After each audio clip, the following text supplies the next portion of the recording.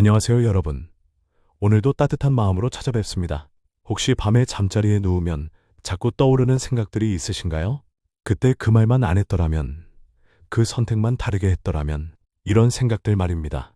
살면서 누구나 후회되는 일, 마음 아픈 일들이 있기 마련입니다.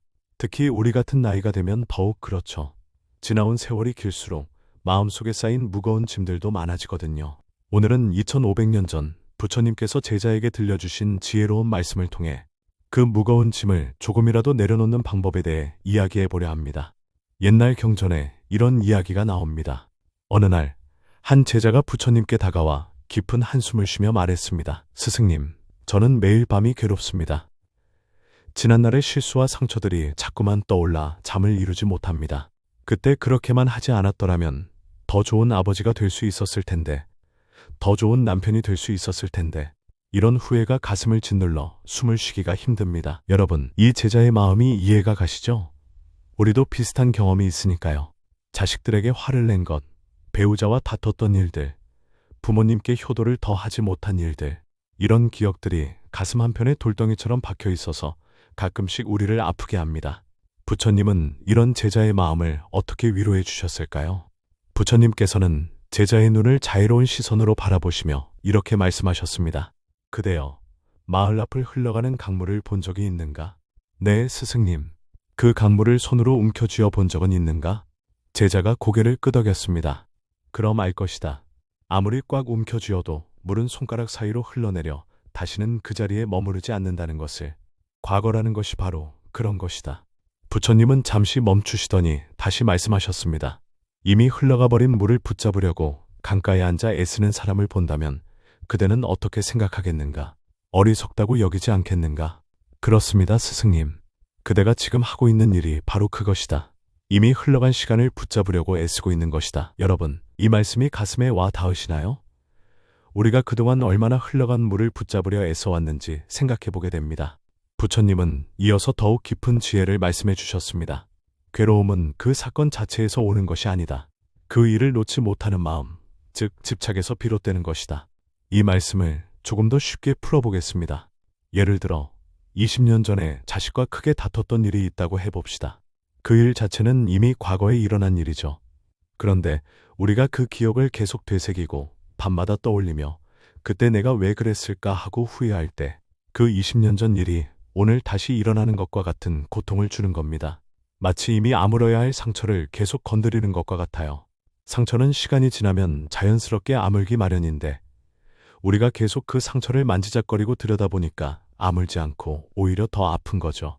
부처님은 이런 사람을 가리켜 무거운 짐을 지고 끝없이 걷는 나그네라고 하셨습니다. 목적지에 도착했는데도 짐을 내려놓지 못해 계속 무겁게 짊어지고 다니는 사람 말입니다. 여러분, 이제는 그 무거운 짐을 내려놓을 때가 되지 않았을까요? 부처님께서는 제자에게 이런 말씀도 해주셨습니다. 과거는 이미 지나갔고 미래는 아직 오지 않았다. 오직 지금 이 순간만이 그대의 진짜 삶이다. 생각해 보세요. 지금 이 순간 여러분 곁에는 무엇이 있나요? 따뜻한 차 한 잔이 있을 수도 있고 옆에서 조용히 숨쉬고 있는 배우자가 있을 수도 있고 창밖으로 들려오는 새소리가 있을 수도 있습니다. 혹은 지금 이 화면을 통해 여러분과 만나고 있는 이 인연도 있고요. 이 모든 것들이 바로 지금 이 순간에만 존재하는 선물들입니다. 과거의 후회에 빠져 있으면 이런 소중한 선물들을 놓치게 되는 거예요. 제가 어느 할머니한테서 들은 이야기가 있습니다. 그분이 말씀하시길 젊을 때는 아이들 키우느라 정신없어서 꽃 한 송이 제대로 못 봤는데 이제 나이 들어서 보니 길가에 이름 모를 풀꽃 하나도 얼마나 예쁜지 모르겠다고 하시더라고요. 지금 이 순간에 집중할 때 우리는 그동안 놓쳤던 삶의 아름다움을 다시 발견할 수 있습니다. 우리나라의 사계절을 보면 부처님의 가르침을 더 잘 이해할 수 있습니다. 봄에 피는 벚꽃이 얼마나 아름답습니까? 하지만 그 꽃이 여름이 되면 져버리죠. 그렇다고 해서 벚나무가 슬퍼하거나 후회하나요? 아니죠. 꽃이 져야 열매를 맺을 수 있으니까요. 가을에는 단풍이 곱게 물들어 장관을 이루지만 겨울이 오면 모든 잎이 떨어집니다. 하지만 그 나무들이 겨울을 원망하나요? 아니죠. 겨울에 추위가 있어야 봄에 더 싱싱한 새싹이 돋아날 수 있거든요. 우리 인생도 마찬가지입니다. 젊은 시절의 실수와 아픔들은 꽃이 지는 것과 같아요. 슬프고 아쉽긴 하지만 그것들이 있었기 때문에 오늘의 지혜로운 우리가 된 거예요. 자식들에게 화를 내며 실수했던 경험이 있기 때문에 이제는 손주들에게 더 자상한 할머니, 할아버지가 될 수 있는 거 아닙니까? 그 모든 지난 일들은 끝이 아니라 오늘을 더 지혜롭게 살아가게 해주는 밑거름이었던 겁니다. 그럼 구체적으로 어떻게 해야 지난 일을 놓아버릴 수 있을까요?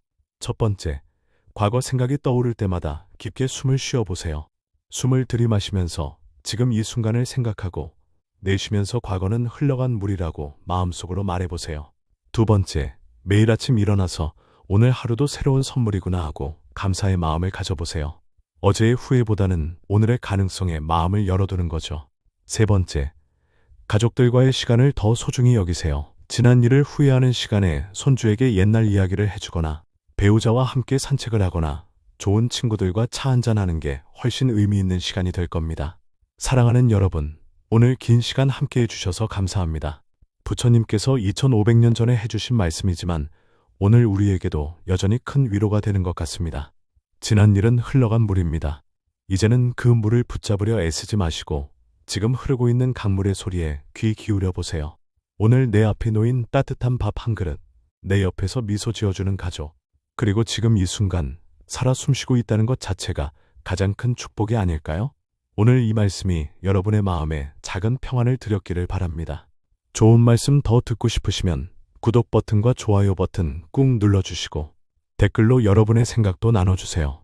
여러분의 오늘 하루가 부처님의 자비로운 미소처럼 따뜻하고 평온하기를 진심으로 기원합니다. 고맙습니다.